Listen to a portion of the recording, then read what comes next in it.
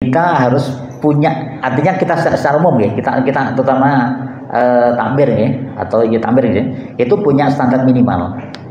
Standar minimalnya paham bahasanya yang soft di depan ini kita adalah siapapun yang memiliki dua syarat, mukallaf gitu ya, yang mereka yang berakal dan mereka memahami akan itu semua. Jadi siapapun boleh, gitu ya.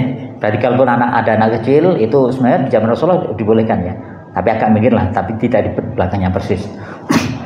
Itu satu. Kemudian yang kedua, kalaupun tadi jumpai, kita berharap yang di depan ini pakai yang rapi semalah, itu tidak perlu Bapak ya, tidak perlu ya. Jadi kalau ternyata memang ada orang yang mohon maaf dari perjalanan kemudian pakai kaos yang tidak begitu pantas ya, tapi dia datang lebih awal karena satu sebab, kemudian dia di depan, is okay. Tetapi akan lebih indah misal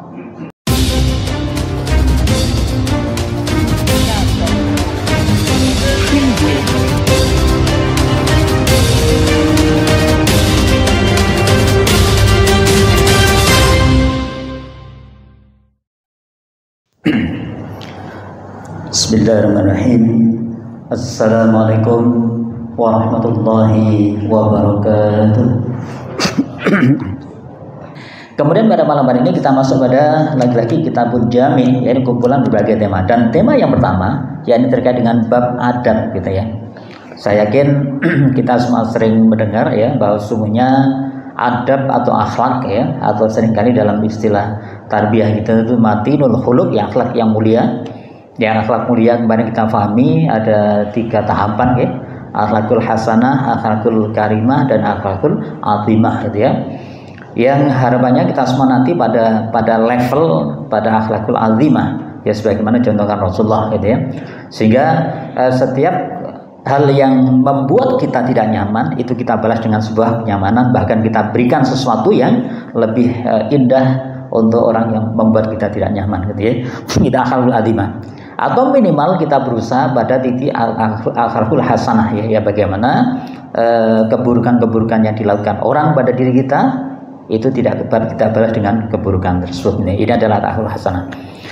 Dan lagi-lagi Bapak Ibu, ini semua bisa kita alami atau bisa kita laksanakan manakala 2 hal telah kita selesaikan.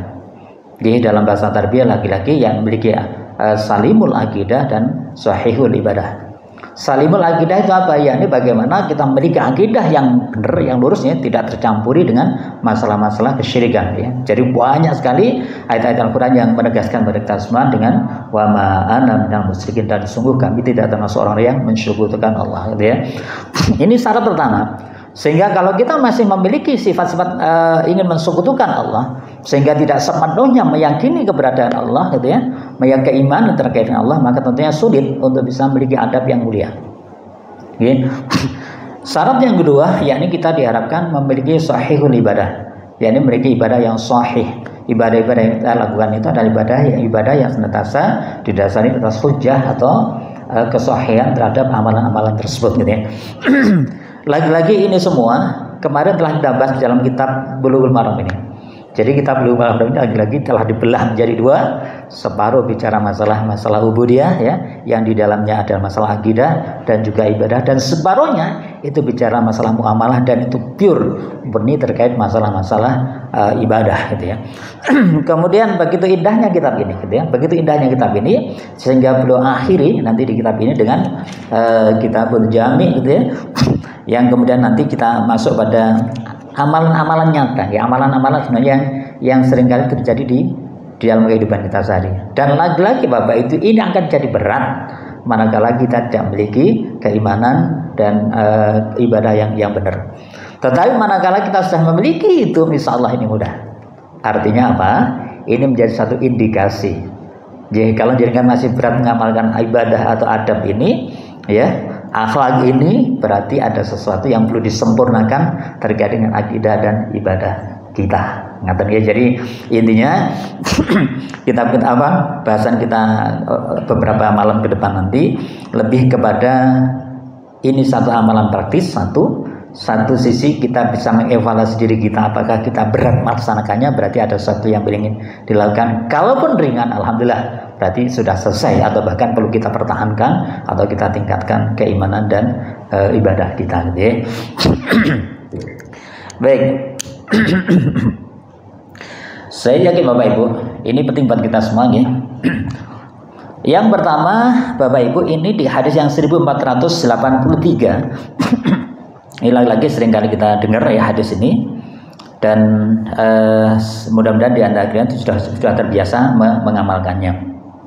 Bismillahirrahmanirrahim.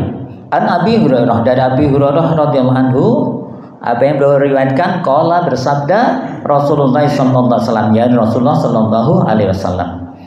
Apa yang beliau sabdakan, hakul muslim, jadi haknya seorang muslim alal muslim terhadap muslim yang lain itu sitan, itu ada 6. Ya, lagi-lagi haknya seorang muslim terhadap muslim yang lain ada 6 perkara. Apa yang pertama? Yaitu idza laqitahu fasallim alaihi. Idza laqitahu, yaitu manakala seorang menjumpai seorang muslim gitu ya. Manakala bertemu seorang muslim gitu ya. Fasallim, maka ucapkan salam alaihi. Jadi atas mereka ya. Yang dibilang engkau bertemu seorang muslim atau orang muslim lain, ucapkanlah salam kepadanya. Itu yang pertama. Sehingga Bapak Ibu, kalau misal kita jenengan semua atau kita semua ya sudah terbiasa dengan ini dan ringan mengucapkannya, berarti insya Allah ini udah lolos lah katanya. Apakah itu berat? Iya berat. Faktanya jenengan seringkali jumpa ya. Nanti kita akan jumpai orang yang bersepeda mengucapkan salam pada yang jalan dan sebagainya. Orang yang lebih muda mengucapkan salam pada yang tua dan sebagainya. Oke. Ini sesuatu yang terbiasa kita lakukan ya. Bahkan jenengan ketemu dimanapun, di pasar, di jalan, di mana, begitu ketemu yang pertama kali diucapkan adalah salam, bukan yang lain gitu ya. Baik. Itu yang pertama. Kemudian yang kedua, wa idza da'aka fa'ajibhu. Wa idza da'aka, dan manakala kalian diundang oleh seseorang itu fa'ajibhu, maka penuhi undangan tersebut ya. Jadi bila dia mengundangmu, penuhilah undangannya. Ya, lagi-lagi Bapak Ibu, yang kedua ini yang boleh menggugurkan kita untuk tidak hadir dalam seundang hanya uzur syar'i. Ya, uzur syar'i itu adalah uzur yang tidak memungkinkan kita hadir karena sakit, karena bepergian, atau karena yang tidak memungkinkan itu semua. Ya. Kalaupun tidak ada uzur itu, maka itu menjadi wajib hukumnya. Siapapun itu, gitu ya, siapapun itu. Gitu. Jadi jangan sampai kita memilah dan memilih ya. Ini kalau Waalaikumsalam. Jadi kita memilah dan memilih gitu ya. Artinya kalau ini sahabat kita hadir gitu ya. Kalau ini sesama jamaah kita hadir. Nah, ada batasan itu. Menurut saya kita misal ada orang NU gitu ya, jangan undang Muhammadiyah, beda nggak boleh ya. Ini batasnya adalah Islam. Lagi-lagi adalah Muslim. Ya, jadi Bapak Ibu, ini jelas sekali dan tidak ada satu batasan di sini undangannya bentuk apa. Yang jelas kalau dimaksud di sini adalah undangan kebaikan ya. Termasuk manakala diundang untuk menghadiri majelis ilmu seperti ini ya. Misal menurut saya ini sebenarnya bagus Bapak, bisa menjadi trik gitu ya.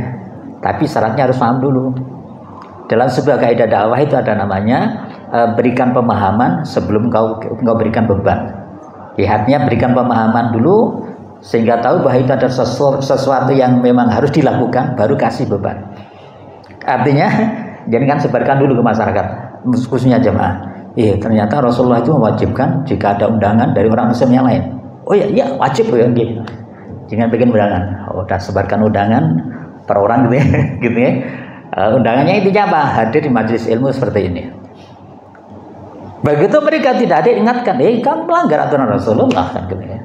Ini contohnya, tetapi lagi-lagi fahamkan dulu. Jadi karena dalam makanya ini penting dalam sebuah kaidah dakwah itu ada istilah seperti itu. Ada sebuah kaidah berikan pemahaman dulu baru kasih beban. Tetapi kalau dia sudah diberikan satu pemahaman tapi masih melanggar, berarti ada yang salah di akidah dan ibadah dia. Itu jelas ya, indikasinya ke sana. Ya baik. Kemudian yang ketiga Bapak Ibu, ini yang agak lebih berat lagi gitu ya. Wa idza istansohaka ya. Dan ketika dia meminta sebuah nasihat kepadamu, fansohhu, maka berilah nasihat. Ini kelihatannya sederhana, Bapak. Jadi orang datang memberikan nasihat, maka kita diminta untuk memberikan nasihat.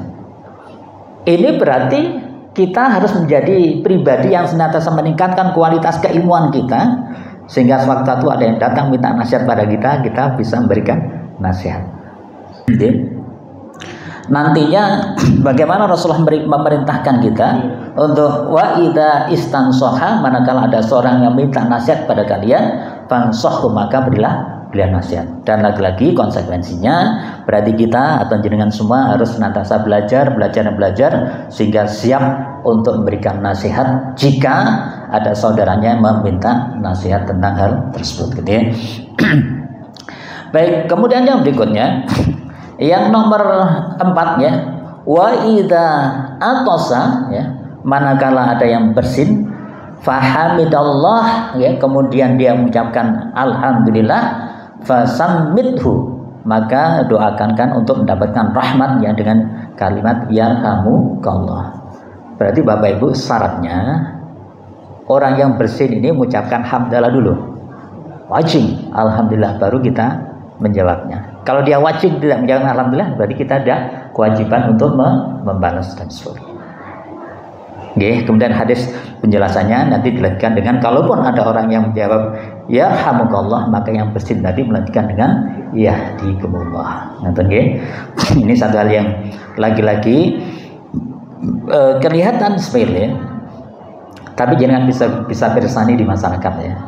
Begitu ada yang non saya di majelis seperti ini, wajib alhamdulillah, cuman yang yarhamukallah paling cuma 1-2 orang. Padahal semua yang dengar itu harus mengucapkan yarhamukallah. Dalam? Oh, nggak ngerti gitu. Belum ngerti gitu ya. Ya baik, berarti ini majelis yang buat kita ngerti, dan jangan ngasih contoh, Pak. Dan yarhamukallahnya ini harus dikeraskan. Nih, jangan di dalam hati. Lah, ini kasus khusus ya. Kalau misal ternyata pada sholat lah, ini kemarin udah sempat dibahas kalau nggak salah ya. Di dalam sholat itu misal ya, kita entah sir atau yang cari yang sir aja lah ya, kita sir lah lagi baca Al-Fatihah ya, rakaat ketiga atau keempat dalam sholat kita misalnya, kita seluruh jamaah baca Al-Fatihah, Bismillahirrahmanirrahim, Alhamdulillah, salah satu ada yang bersin, wajib gitu ya. Dan saya ini yang bersin pun tidak boleh mengucapkan hamdalah.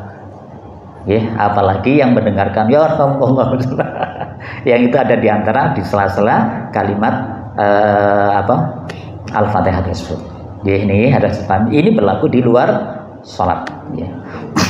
Lagi-lagi Bapak Ibu, ini akan menjadi ringan manakala akidah dan ibadah kita beres, gitu ya. Baik, kemudian yang kelima, gitu ya. Wa idza maridun, manakala ada yang sakit, fa'udhu, maka jenguklah ya. Jadi kunjungilah atau jenguklah ya. Jadi yang kelima adalah bagaimana kalau ada jamaah kita yang sakit, maka kewajibannya untuk dikunjungi atau dijenguk dan sebagainya.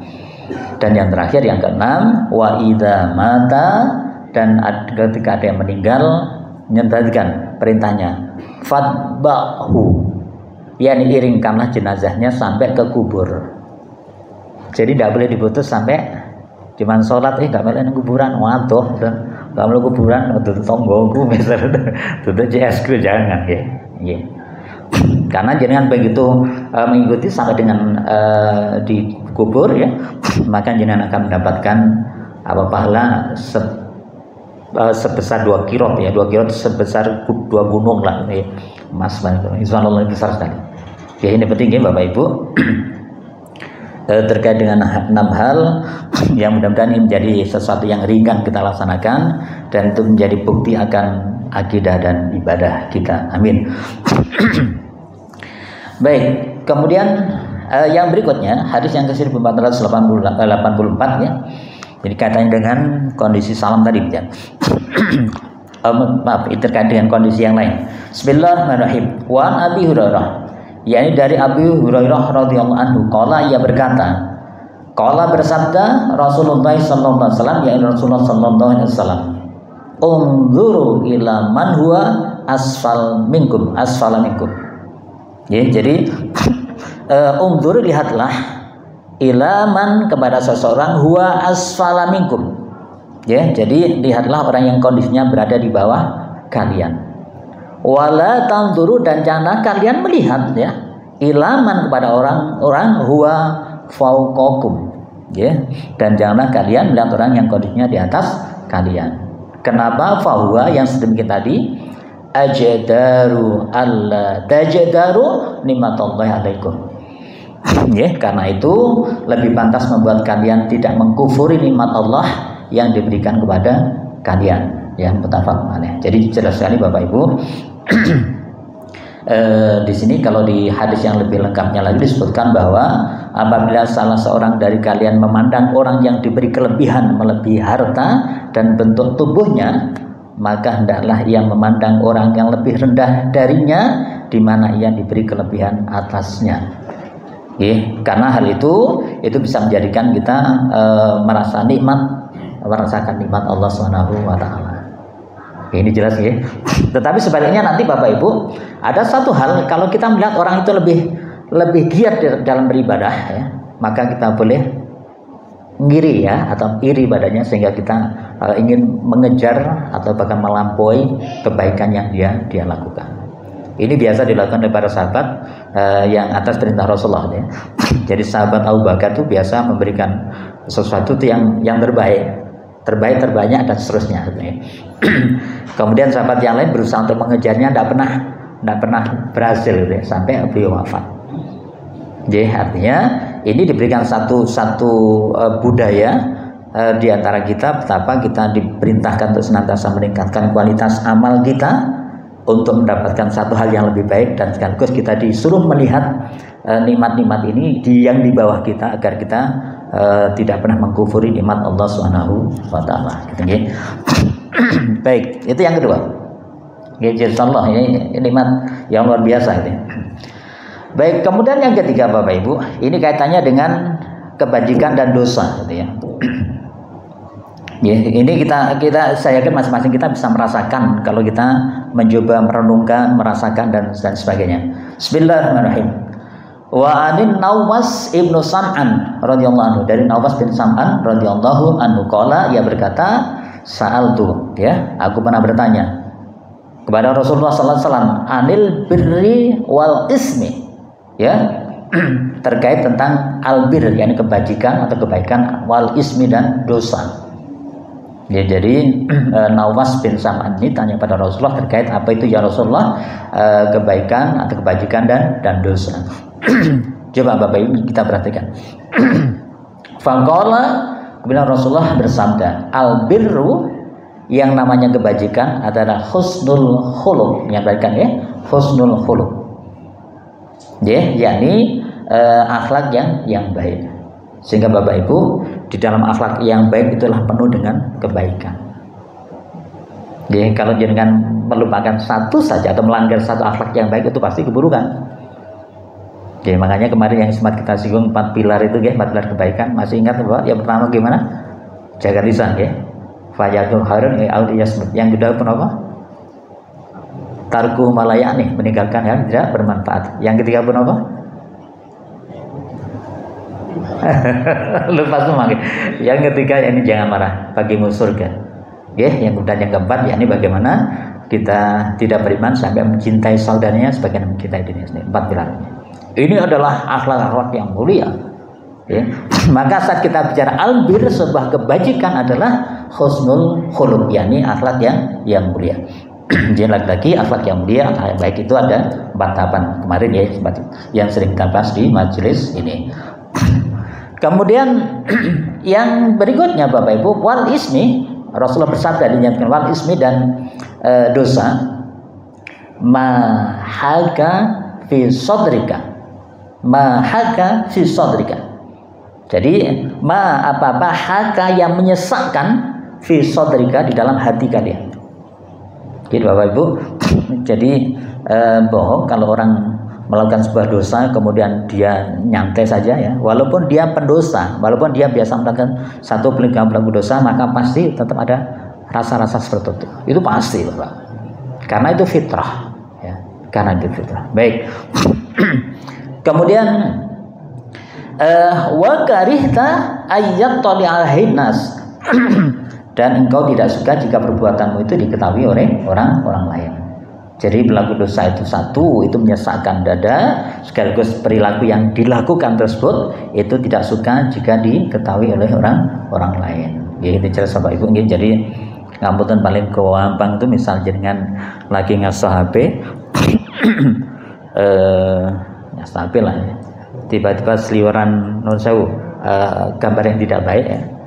Terus kita sempat stay gitu ya. Itu saya yakin kita mesti sembunyi, nggak ada orang. itu fitrah Bapak. Dan itu bukan hanya jenengan, artinya bukan hanya orang-orang yang seperti yang insya Allah biasa melakukan kebaikan. Orang yang melakukan biasa keburukan pun tetap akan malu untuk itu semua.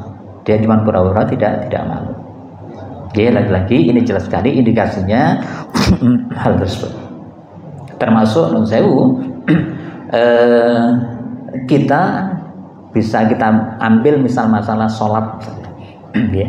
Sholat itu kita tahu kalau kita melaksanakan sholat berarti kita melakukan satu kebaikan. Pada saat kita meninggalkan sholat berarti kita telah melakukan satu keburukan atau al-ismi tadi. Maka tentunya orang-orang yang seperti kita ya, begitu tidak melakukan sholat ya, maka malu bahkan rela berbohong. Kamu tadi nggak sholat ya? Enggak kok sholat, padahal belum sholat ya. Misal ya, ini contoh Bapak. Jadi betapa lagi-lagi bahkan dalam sebuah hadis yang lain itu benar Rasulullah sambil memegang dada sahabat tersebut ya. Jadi al-ismi adalah sesuatu yang akan menyesakkan dadamu. Jadi baik. Bapak Ibu Allah, yang berikutnya ini menarik ya. Ini langsung kena kita semua harusnya, terutama non sewu yang di luar itu ya. Hadis berikutnya ini kena yang terutama yang di luar ya. Hadis yang ke-1486. Bismillahirrahmanirrahim.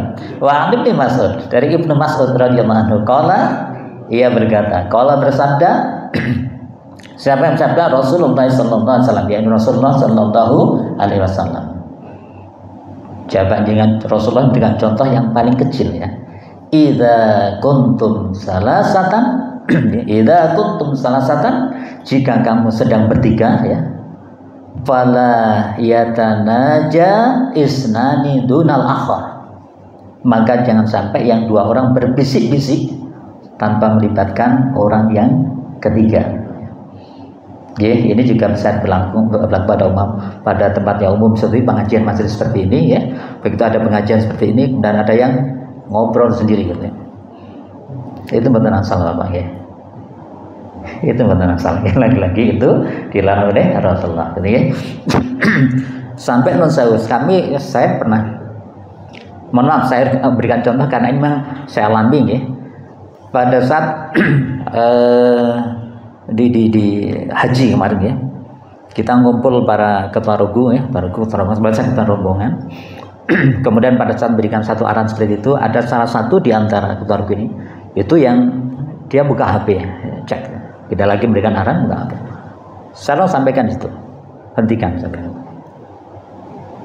Ini di tanah haram, kita lagi melaksanakan haji dan bahkan nanti kita akan membawa kelompok kita masing-masing, kalau kita masing-masing. Dan Rasulullah melarang hal itu. Subhanallah. Sampai sekarang Bapak, kalau reuni, ini yang saya ingatkan, sampai sekarang ingat, udah mesti langsung sembunyikan HP-nya gitu. Ini penting Bapak. Atau jangan kalau sempat bersani Pak Sujiwo Tejo itu ya, dia akan marah-marah kalau di forum di TV itu ya. Kemudian ada lagi ngomong, ada yang mainan HP. Dia berhenti ngomong. Dalam? SBY kalau ada rapat. SBY juga nanti. Apalagi ngobrol loh, apalagi ngobrol. Oke, lagi-lagi ini penting. Nah, ini lagi-lagi Bapak Ibu, ini adalah bagaimana sebuah adab ya, sebuah akhlakul karimah yang akan kita berikan manakala lagi-lagi akidah dan ibadah kita telah beres ya. Kemudian dilanjutkan di dalam hadis tersebut ya. Jadi maka jangan sampai dua orang berbisik-bisik tanpa melibatkan orang yang ketiga. Hatta tahtalitu bin nas min ajlin anna dzalik yahzinuh. Okay.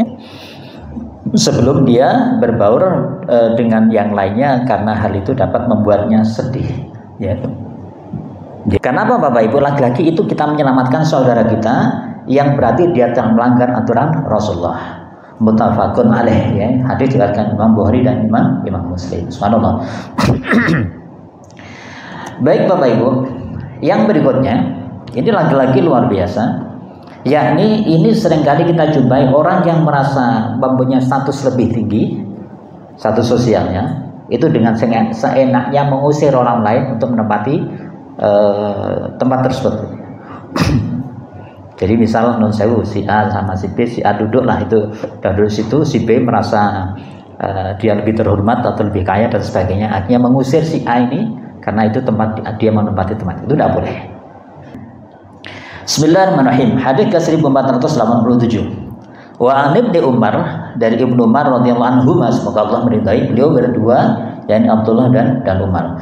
Qala, ia berkata, qala bersabda Rasulullah sallallahu alaihi wasallam, yakni Rasulullah sallallahu alaihi wasallam, la yuqimur rajul, ya, janganlah menyuruh berdiri laki-laki ar-rajulu bim majlisi, yakni laki-laki yang duduk di satu tempat. Ya, jadi janganlah seseorang menyuruh orang lain berdiri dari tempat duduknya. Tsumma yajlisu fihi, kemudian dia menduduki tempat tersebut. Walakin, akan tetapi, tafassahu wa tawassau, ya. Namun hendaklah kalian melapangkan dan meluaskan tempat duduknya. Muttafaqun alaih. Ya, jadi hadis riwayat Imam Bukhari dan Imam Muslim. Jadi Bapak Ibu, ini jelas sekali juga ada satu larangan kita mengusir orang yang sudah duduk di satu tempat dan kita usir karena itu merasa tempat kita. Bahkan yang diperintahkan adalah kita hendaknya melapangkan dan sekaligus meluaskan tempat duduk. Bila perlu kita mempersilahkan. Oh monggo Bapak satu ya, jangan geser. Kita harus punya, artinya kita secara umum ya, kita terutama takmir ya, atau ya takmir ya, itu punya standar minimal. Standar minimalnya paham bahasanya yang soft di depan ini, kita dan siapapun yang memiliki dua syarat, mukallaf gitu ya, yang mereka yang berakal dan mereka memahami akan itu semua. Jadi siapapun boleh, gitu ya. Tadi kalaupun ada anak kecil itu sebenarnya di zaman Rasulullah dibolehkan ya, tapi agak mikir lah, tapi tidak di belakangnya persis. Itu satu. Kemudian yang kedua, kalaupun tadi jumpai, kita berharap yang di depan ini pakai yang rapi semalah, itu tidak perlu Bapak ya, tidak perlu ya. Jadi kalau ternyata memang ada orang yang mohon maaf dari perjalanan kemudian pakai kaos yang tidak begitu pantas ya, tapi dia datang lebih awal karena satu sebab, kemudian dia di depan, is okay. Tetapi akan lebih indah misal takmir menyediakan atau memfasilitasi, Bapak ada baju di sana, monggo dipakai. Pak saya pengen oke, tempatnya diamankan, itu boleh fasilitasi. Ya, jadi beliau dipersilakan untuk menggunakan baju yang disiapkan oleh takmir, kemudian karena beliau pengen di soft terdepan itu diamankan, itu boleh. Bila perlu lebih indah lagi, kalau cuma ganti baju aja udah, ambilkan baju Pak, ini pakai bajunya. Jadi banyak hal, lagi-lagi Bapak Ibu, ini yang kami sampaikan tadi ya. Jadi kalau akhlakul hasanah, paling sekedar cuman Pak, itu kayaknya bajunya lebih bagus kalau tidak pakai seperti itu, selesai. Tapi akhlakul karimah itu ya, itu udah pada tingkatan Bapak, di sana ada baju yang bisa dipakai gitu ya. Kalau akhlakul azimah diambilkan Bapak, ini Bapak tolong dipakai. Subhanallah. Ini contoh Bapak, contoh. Okay. Mempengaruhi kiraan oke. Tetapi Bapak Ibu itu sebagai ujian buat kiri kanannya. Sehingga kenapa ada ini ada hadisnya Bapak ya. Kenapa hadis Rasulullah itu orang yang bisa khusyuk, mohon maaf ya, salat sendirian, nah di masjid, nah di rumah, tapi khusyuk itu biasa. Tetapi kalau dia bisa khusyuk di tempat umum, artinya di pasar misalnya itu ya, itu baru luar biasa. Nah, ini Rasulullah sebutkan seperti itu. Artinya kualitas kekhusyukannya beda, sama berarti ya. Ada seorang yang pakai kaos tidak jelas tadi misalnya itu ya, Satu ketika nggak ada itu sama sekali, nggak ada orang yang pakai kaos itu. Jangan di shop yang rapi semua, khusyuk bagus gitu ya. Satu ketika ada orang yang datang berjamaah di depan di sebelah kita pakai baju kayak gitu dan kita tetap khusyuk, subhanallah. Nah, itu. Jadi sahabat Ibnu Mas'ud itu beliau tindak dari Mekah ke Yerusalem ya, sekarang di tempat Palestina. Di Yerusalem sana di Masjidil Aqsa beliau sholat. Dan para ini orang Muslim tahu semua kalau sahabat Rasulullah ya. Lah di antara sholat yang beliau lakukan dilepas semua jubahnya, ambil sarung bapak, ditali sarung ditali di punggungnya gini, sholat. Ya, itu maksud. Kemudian saya ini yang mungkin kemarin sudah kami sampaikan di majelis ini ya. Akhirnya terus yang lain bertanya, ya sahabat Rasulullah, ya Rasulullah ini Ibnu Mas'ud ini, kenapa engkau lakukan itu semua? Ya. Karena sebenarnya Rasulullah telah mengajarkan pada kami, jangan sampai nanti ini memberatkan karena harus menggunakan pakaian kebesaran. Di satu sisi hanya ada selembar sarung, maka itu yang kita gunakan. Tapi jangan pirsa bapak, yang di luar sana, mungkin yang sebelah belakang, itu wali, kalau sholat pakai kayak gitu. Ini yang harus diluruskan ya. Ya, jadi bapak. Jadi tetapi kita harus komprehensif ya, nggak boleh cuma itu saja. Tapi itu lagi-lagi cuma case yang beliau tunjukkan bahwa sesungguhnya cukup itu menjadi syarat minimal, tetapi lebih indahnya lagi saat menghadap Allah dengan pakaian yang paling indah. Kita semoga Allah berikan keberkatan kita sehingga kita bisa melaksanakan hal tersebut. Allahumma amin. Amin. Saya maaf. Ihdinas shiratal mustaqim billahi taufiq wal hidayah. Wassalamualaikum warahmatullahi wabarakatuh.